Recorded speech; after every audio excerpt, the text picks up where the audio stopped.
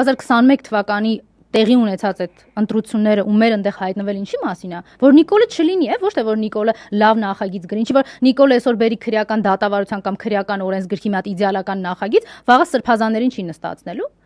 վաղը որևէ բարերարի չի նստացնելու, վաղը չի փորձելու երկրի նախկին նախագահներին սևացնել, ձեզ չի փորձելու կալանավորել, լռեցնել, չեն փորձելու որևէ մեկին ծեծի ենթարկել, ինչպես Սամվել Վարդանյանին են արել ոստիկանների ներկայությամբ այդ ուղեկցող մեքենայում։ Անելու են այդ ամեն ինչը։ Հետևաբար մենք այդ ձևականության կողմնակիցը չենք, մենք այնտեղ ենք սրանից ազատվելու։ Այո, ուզում ենք փորձել ամեն հնարավոր տարբերակը։ Ես նորից եմ կրկնում, բազմաթիվ անգամ էլ ասել եմ, գրզոյի, շիշ բռնողի, ով կա այնտեղ ձուկ բռնողի, էլ ինչ բռնող կա այնտեղ, որևէ մեկի